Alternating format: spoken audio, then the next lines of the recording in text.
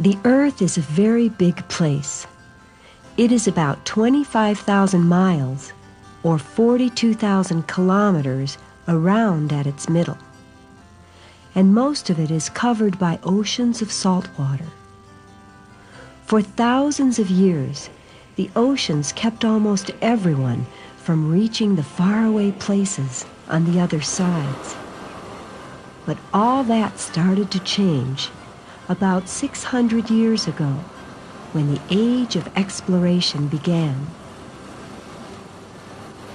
The Age of Exploration was the time when explorers, in newly invented sailing ships, set out from Europe to find new trade routes to Asia. Wherever the explorers went, they made maps of the places they discovered and founded European settlements thousands of miles across the sea. The Age of Exploration lasted for about 300 years. It changed how people lived in many ways. But have you ever wondered what things were like 600 years ago, before this age began? At that time, on the continent of Europe, rich lords lived in big castles, guarded by knights who fought with swords and wore armor to protect themselves. Nearly everyone in Europe was a Christian, and the churches they built were almost always the biggest and the most beautiful buildings in town. Back then, most European people were poor and worked hard for little pay on farms owned by the rich lords. Very few of them could read or write, and they had hardly ever traveled more than a few miles from their homes. But 600 years ago, not everybody in the world lived like they did in Europe. People on other continents had different religions, lived in different kinds of houses, wore different kinds of clothing, and had very different ideas about the world in which they lived. But no matter where they lived, most people of that time had no idea of what things were like in other parts of the world. Most of them thought the world was flat. And when the Age of Exploration began 600 years ago, the best map of the world looked like this. This map hadn't been changed for 1,000 years and was full of mistakes. The reason it had so many mistakes was that, except for a few traders and soldiers, people really hadn't been very many places.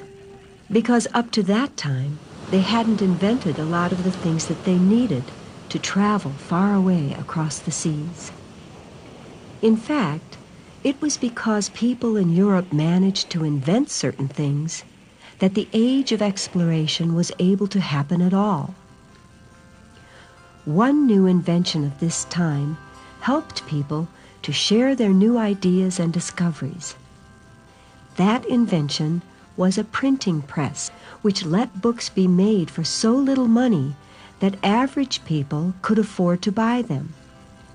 Because before the invention of the printing press, every book had to be slowly copied by hand, and they were very expensive.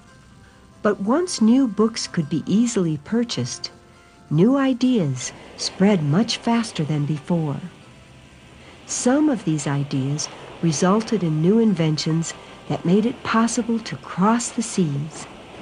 For example, they invented instruments for navigation that helped sailors keep from getting lost when they were far away from land, and they invented new ships called caravels, which were fast and could carry enough water and supplies so that people were able to make long ocean voyages.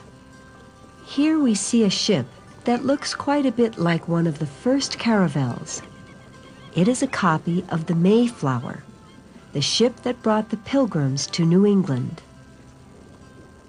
200 years after the Age of Exploration began, other things were invented that helped people explore other hidden parts of the world and the universe. The telescope gave people a new view of other planets. telescopes also helped warn explorers of dangerous rocks in the water and let them see things on the shore without having to get off their ships.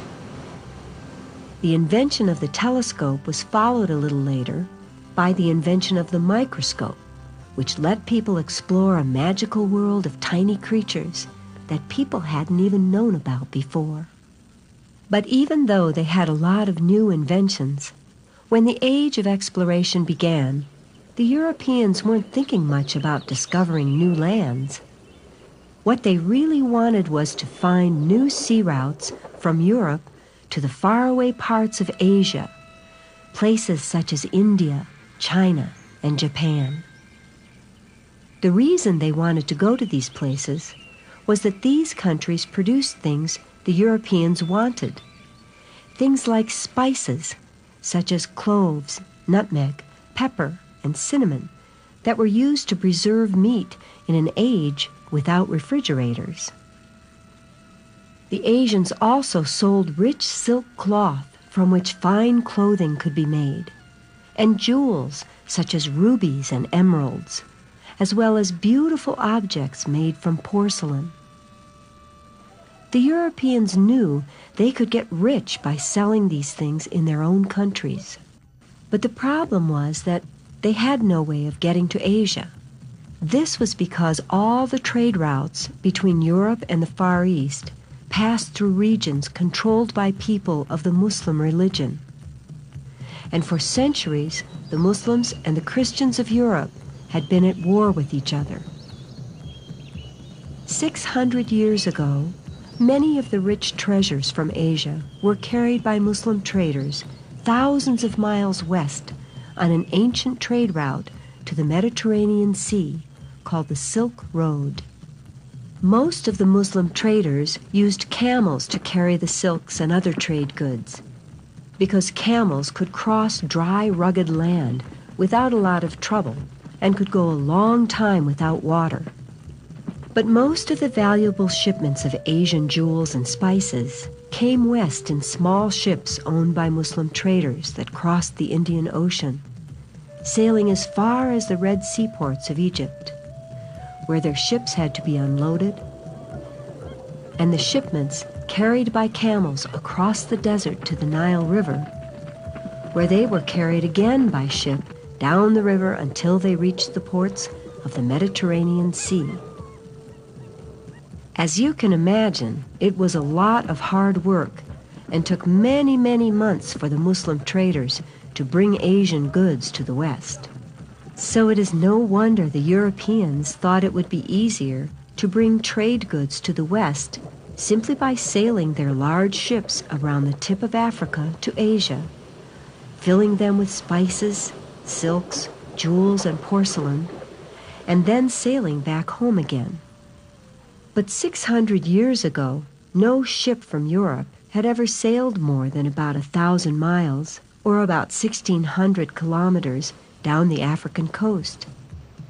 But now we can understand the reasons why Europeans started exploring the world almost 600 years ago. First, because they wanted to find new sea routes to Asia, so they could get rich by trading in fine Asian goods.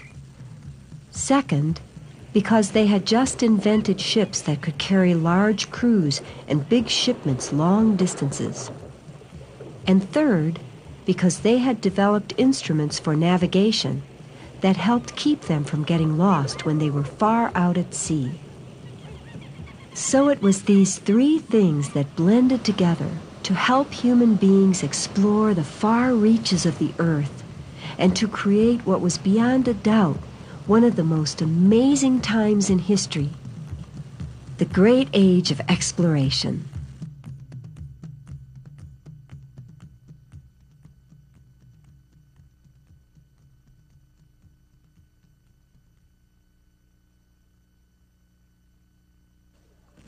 True or false?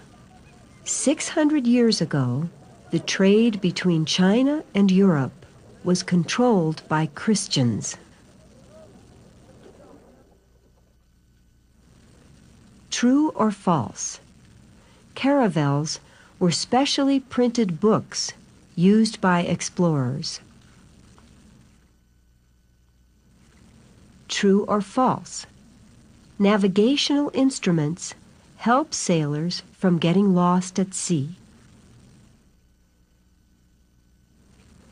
True or false? Oxen were the main animals used to carry goods on the Silk Road between Asia and the Mediterranean Sea. True or false? 600 years ago, the best map of the world was over 1,000 years old.